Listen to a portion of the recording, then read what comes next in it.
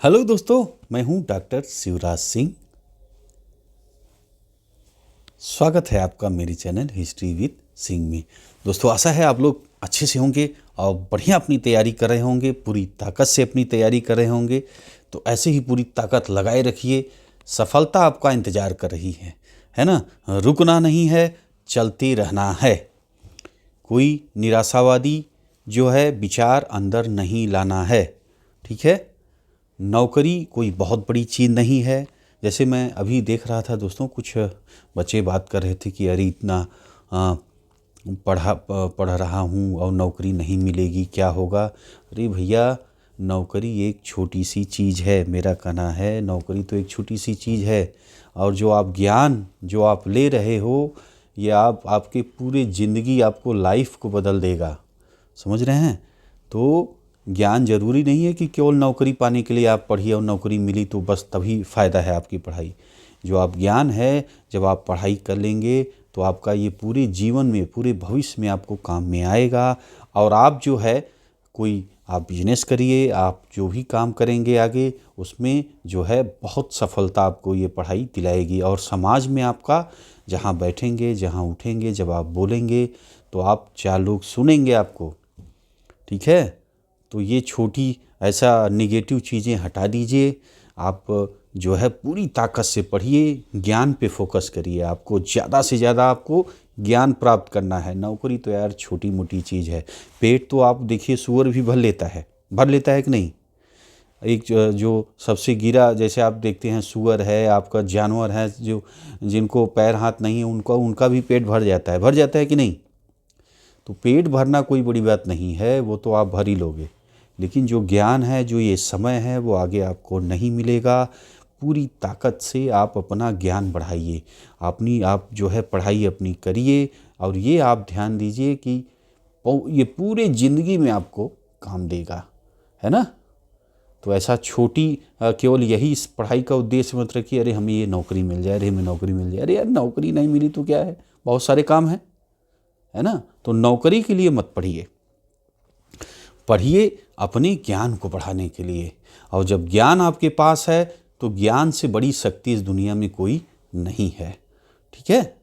ज्ञान आपको पूर्ण कर देगी। धन आपको, आप धन कितना भी रख लीजिए, अभी आपको 1 करोड़ कमाने का इच्छा है, आप पा जाएंगे। फिर इच्छा करेगा 2 करोड़ कमा लें, 4 करोड़, 10, 100 करोड़ कमा लें, क्योंकि इसकी इच्छा की आप जो है बढ़ती चली जाएगी।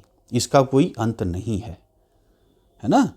तो ये सब माइंड से हटाइए, पूरी ताकत से अपनी पढ़ाई पे फोकस करिए और जो है आनंद लीजिए इस अनंत ज्ञान का।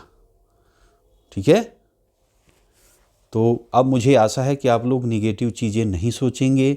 एक छोटी सी नौकरी के लिए जो है आप नहीं सोचेंगे कि अरे यार ये नौकरी मिलेगी कि नहीं, मैं पढ़ूँ कि कम पढ़ूँ, कि क्या करूँ और क्या काम करूँ। तो अभी आपका समय है पढ़ने का। पहले आप पूरी ताकत से पढ़ लीजिए, उसके बाद फिर तो भैया शादी है, ब्याह है, तमाम चीज़ें हैं, नौकरी है, पैसा तो कमाना है। लेकिन अभी आप जो है क्या करिए कि अभी आप जो है पूरी ताकत से पढ़िए। ठीक। एक उद्देश्य, क्योंकि ये समय बीत गया ना, फिर ये समय लौट के नहीं आएगा। आप कितना भी पैसा आप कमा लें और सोचें कि हम अपना समय लौटा लें और जो है ये छूटी हुई चीज़ें कर लें, तो नहीं, आप समय को लौटा नहीं सकती, कितनी भी संपत्ति आप रख लें। समझ रहे हैं। तो इसलिए जो है समय बहुत अमूल्य है, और ये समय है आपका पढ़ने का। और ये जब पढ़ाई आपने पूरी ताकत से पढ़ ली ना, तो आपको सफल होने से इस दुनिया में कोई नहीं रोक सकता, अगर आपने पूरी ताकत अपनी झोंक दी पढ़ाई में। ठीक है। तो पूरी ताकत से आप लोग लगिए और पढ़िए। ठीक। आशा है आप लोग पूरी ताकत से पढ़ाई आज से कर ही रहे होंगे, ऐसा कोई नहीं है। आप लोग विद्यार्थी हैं तो भाई पढ़ रहे हो, लेकिन कोई कमी मत छोड़िएगा यार। ऐसा ना लगे कि आप 5 साल बाद जब आप बैठें तो कहें अरे यार थोड़ा सा और पढ़ा होता या और ताकत लगाई होती तो ये चीज़ हमें प्राप्त हो जाती। तो लेकिन वाला काम भाई मत छोड़िएगा। ठीक है। पूरी ताकत आप जो है झोंक दीजिए। बाकी तो जो आपके हाथ में, जैसा कि भगवान कृष्ण ने कहा है कि कर्म पे आपका अधिकार है, फल पे आपका अधिकार नहीं है। ठीक है, तो कर्म पे आप फोकस करिए, अपनी कर्म पूरी ताकत से आप करिए, फल भगवान के हाथ में है, वो देंगे ही। ठीक है, तो आइए शुरू करें आपका जो है।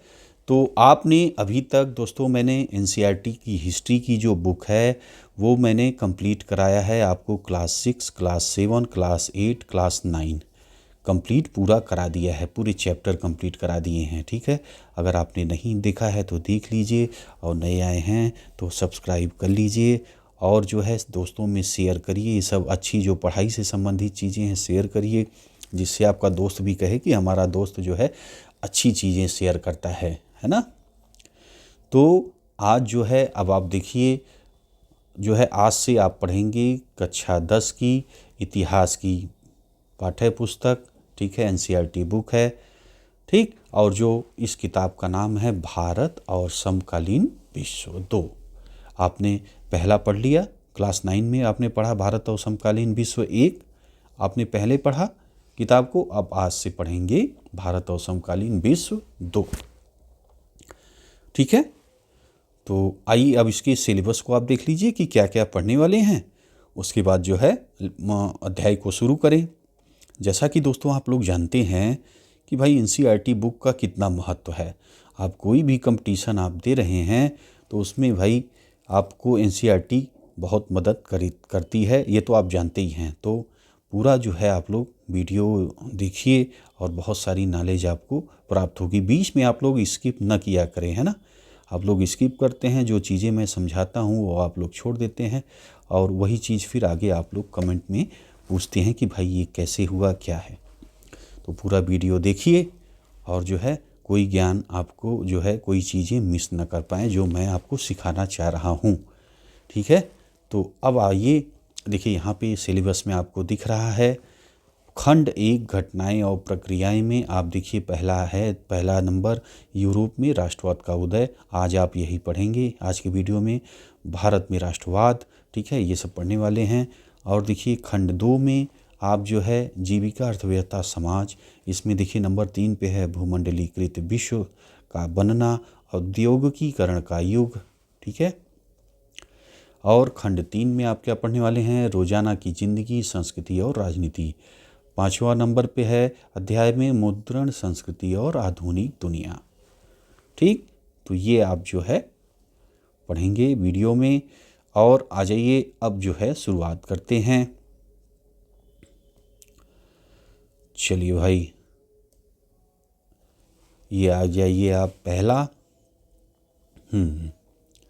तो अध्याय 1 आप हम लोग शुरू करते हैं। ठीक, चलिए अध्याय 1 जो है आ जाइए। तो अध्याय 1 में जो है आप देखिए स्टार्टिंग होती है, पहला यूरोप में राष्ट्रवाद का उदय। ठीक है, यूरोप में राष्ट्रवाद का उदय, ये आप देखें। तो यहाँ पे स्टार्टिंग में हमें दोस्तों दिखती है, ये 1 मिनट, यहाँ पे आपका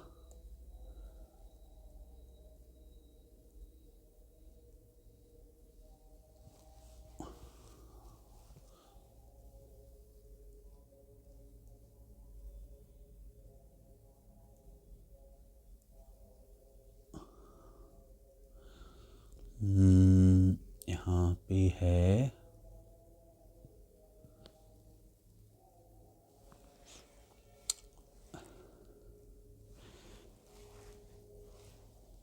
ये पॉइंट। अच्छा चलिए, तो यूरोप में जो है, यहाँ पे यूरोप में दोस्तों राष्ट्रवाद का उदय। आइए देखिए आप जो है,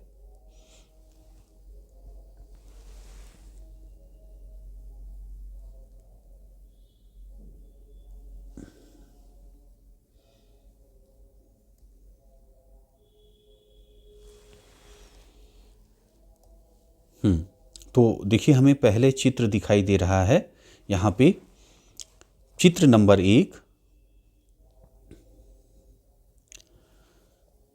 यहाँ पे है फ्रेडरिक सारियू, विश्वव्यापी प्रजातांत्रिक और सामाजिक गणराज्यों का स्वप्न, राष्ट्रों के बीच संधि 1848। क्या दिख रहा है यहाँ पे?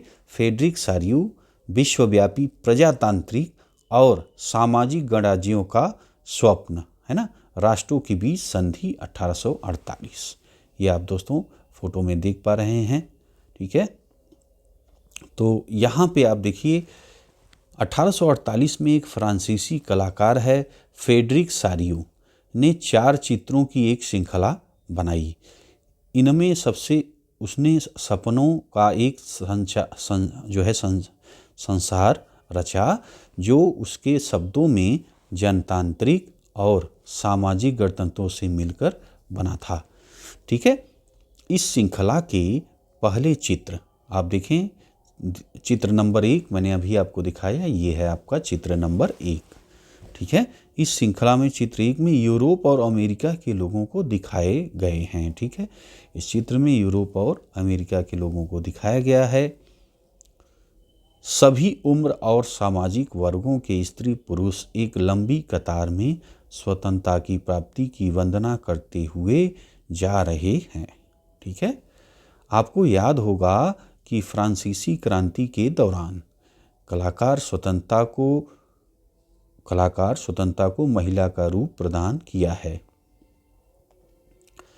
तो भाई यहाँ ध्यान दीजिए कि क्या हो रहा है, चित्र नंबर 1 में यूरोप और अमेरिका के लोगों को दिखाया गया। ये भाई जो लोग यहाँ पे दिख रहे हैं, ये अमेरिका या और यूरोप के लोग आपको दिख रहे हैं। ठीक है, और क्या बता रहे हैं भाई, देखिए सभी उम्र और सामाजिक वर्गों के, है ना, स्त्री पुरुष एक लंबी कतार में स्वतंत्रता की प्रतिमा की वंदना करते हुए जा रहे हैं। ठीक है, स्वतंत्रता की प्रतिमा, आपको याद होगा कि फ्रांसीसी क्रांति के दौरान कलाकार स्वतंत्रता को महिला का रूप प्रदान किया करते थे। तो यहाँ पे महिला का आप जो है प्रतिमा देख रहे हैं, और इसकी जो है क्या करते हुए जा रहे हैं, लंबी कतार में प्रतिमा की वंदना करते हुए जा रहे हैं, पूजा करते हुए जा रहे हैं, ये लोग आप देख रहे हैं। और लंबी कतार यहाँ से आप देखिए, ये सब लंबी कतार आपको दिख रही है। ठीक है, और आप देखिए जो है, और क्या हो रहा है भाई,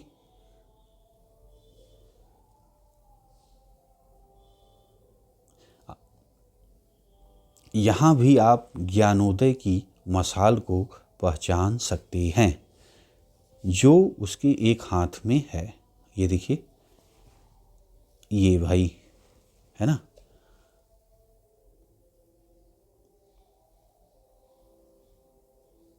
बहुत सारी चित्र इसमें आप दोस्तों देख पा रहे हैं।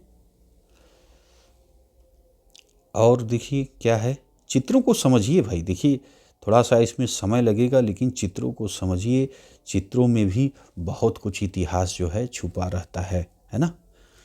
तो इसको थोड़ा सा समय लगेगा, लेकिन आप लोग समझिए इसे। और दूसरे में मनुष्य के अधिकारों का घोषणा पत्र, है ना, और दूसरों में क्या है, दूसरे में मनुष्य के अधिकारों का घोषणा पत्र है। ठीक है, और देखिए क्या है, प्रतिमा के सामने जमीन पर निरंकुश संस्थानों के ध्वस्त अवशेष बिखरे हुए हैं। निरंकुश, अब देखिए निरंकुश क्या है, निरंकुशवाद ऐसी सरकार या शासन व्यवस्था जिसकी सत्ता पर किसी प्रकार का कोई अंकुश नहीं होता। इतिहास में ऐसी राजशाही सरकारों को निरंकुश सरकार कहा जाता है, जो अत्यंत केंद्रीकृत, सैन्य बल पर आधारित और दमनकारी सरकारें होती थी। जैसे कि आप भारत में भी देखिए, राजशाही जो शासक रहे हैं, जैसे अकबर था, और जो औरंगजेब, या जो भी आप ऐसे इस तरह के शासक को आप देखते हैं, तो उनके ऊपर कौन सा कानून था, कौन सा शासक था, वो वही जो कह दिए वही कानून है। उनके ऊपर तो कोई है नहीं, वो चाहे जो डिसीजन लेते हैं, चाहे जिसको मार सकते हैं, चाहे जो कर दें, उनके ऊपर तो कोई पावर है नहीं, है ना। तो वो है निरंकुश शासक, वो है निरंकुशवाद का शासन। ठीक है, तो यहाँ पे आप देखिए कि प्रतिमा के सामने जमीन पर निरंकुश संस्थानों के ध्वस्त अवशेष बिखरे हुए हैं। तो अब देखिए उन्हीं के सामने जो है निरंकुश शासकों का, ये देखिए यहाँ पे ध्वस्त आप पड़े हुए हैं, ये आप देख रहे हैं यहाँ पे निरंकुश शासकों के जो चीज़ें हैं वो ध्वस्त पड़ी हैं, यहाँ पे आप देख रहे हैं। ठीक है, और देखिए सारियों के कल्पना दर्श यूटोपिया। अब कल्पना दर्श या यूटोपिया क्या है भाई, इसे भी आप देखिए समझिए। एक ऐसे समाज की कल्पना जो इतना आदर्श है कि उसका साकार होना लगभग असंभव होता है। ठीक है, समझ रहे हैं, एक ऐसे समाज की कल्पना जो इतना आदर्श है उसका साकार होना लगभग असंभव होता है। ठीक, तो सारियों के कल्पनादर्श यूटोपिया में दुनिया के लोग अलग अलग राष्ट्रों के समूहों में बटे हुए हैं। ठीक है, जिनकी पहचान उनके कपड़ों और राष्ट्रीय पोशाक से होती है। ठीक है, अब इसमें देखिए, यहाँ पे देखिए अलग देश का झंडा लिए हुए हैं, ये देखिए अलग देश के हैं, है ना। तो इससे आप जो है ड्रेस भी अलग अलग पहने हुए हैं, इससे आप पहचान कर सकते हैं कि अलग अलग राष्ट्रों के हैं।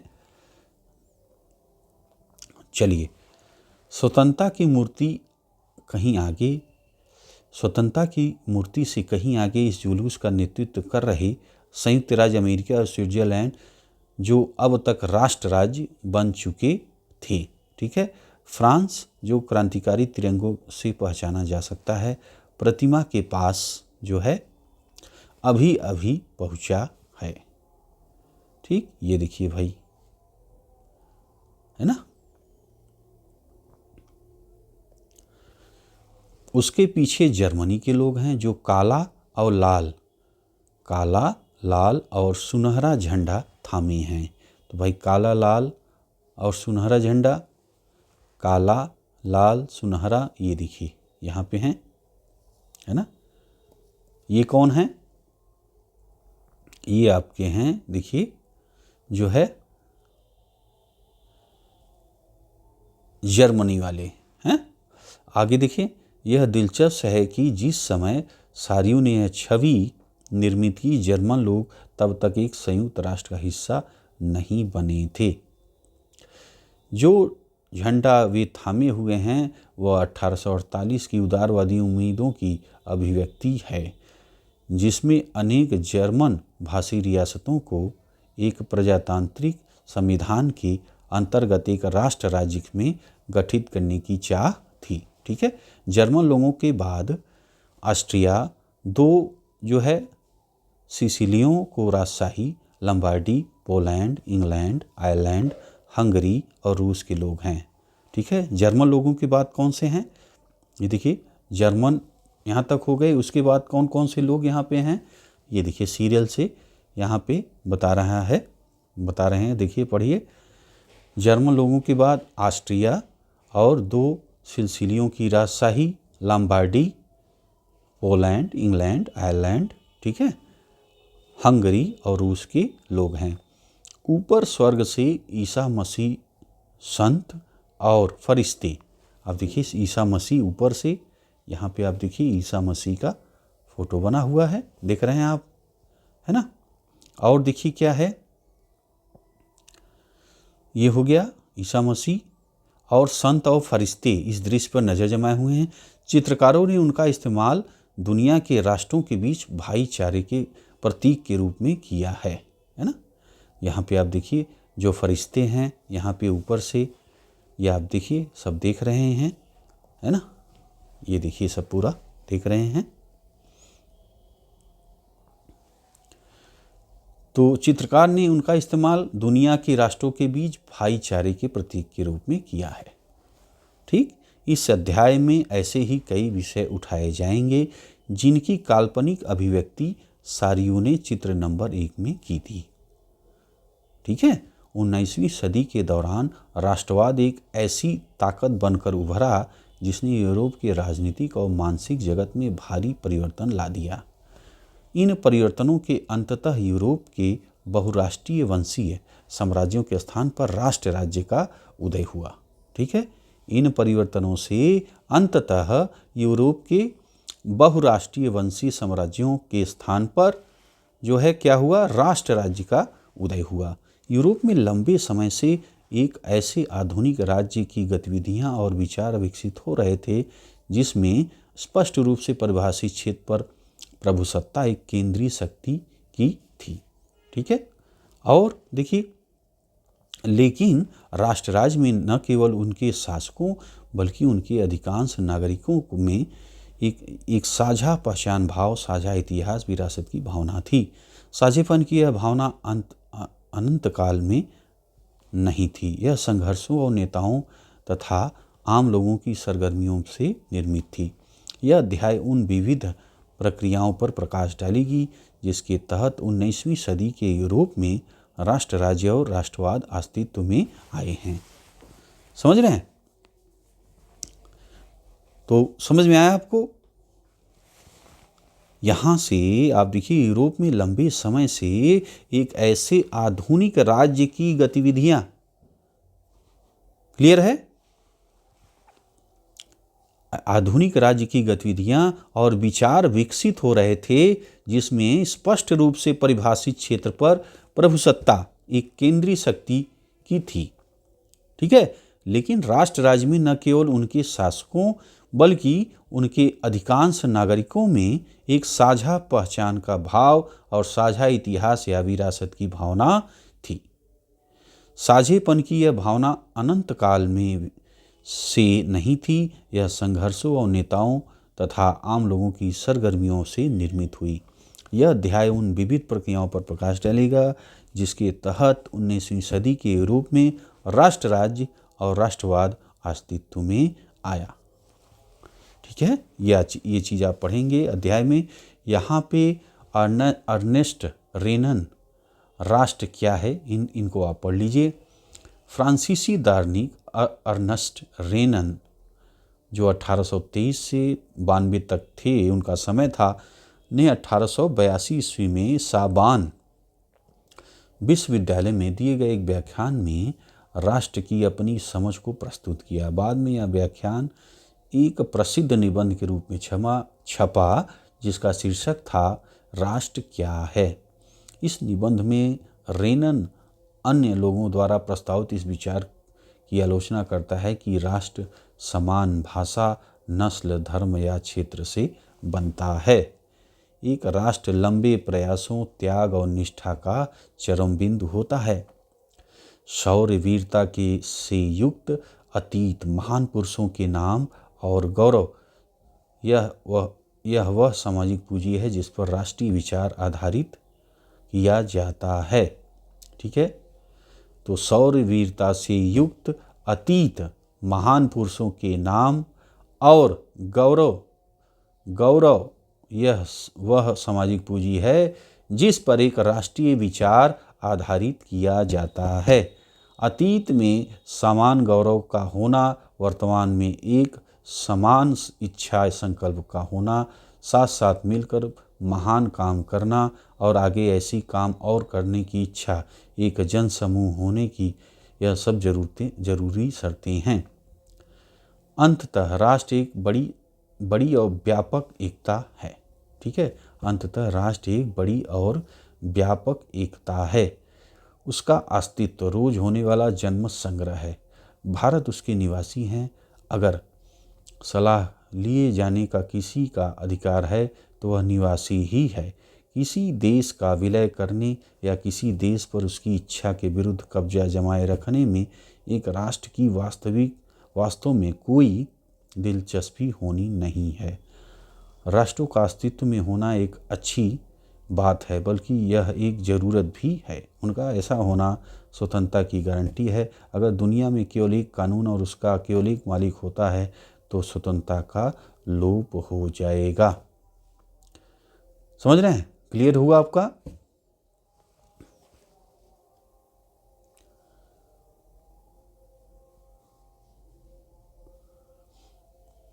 यहाँ पे आपने एक शब्द देखा, जनमत संग्रह। तो ये क्या है, इसे आप देखें। एक प्रत्यक्ष मतदान जिसके जरिए एक क्षेत्र के सभी लोगों से एक प्रस्ताव को स्वीकार या अस्वीकार करने के लिए पूछा जाए। ठीक, तो भाई अब आपने स्टार्टिंग जो है समझ लिया इस अध्याय का। ठीक है, अब जो है अगले वीडियो में दोस्तों आप पढ़ोगे यहाँ से नंबर 1। आप देखिए स्टार्टिंग में है फ्रांसीसी क्रांति और राष्ट्र का विचार। ठीक है, तो ये जो है आप अगले वीडियो में दोस्तों पढ़ोगे। तो आशा है दोस्तों आपको ये वीडियो अच्छा लगा होगा। अच्छा लगा है तो यार लाइक करिएगा, शेयर करिएगा। मिलते हैं आपसे अगले वीडियो में। वीडियो आपने देखा इसके लिए आपका बहुत बहुत धन्यवाद।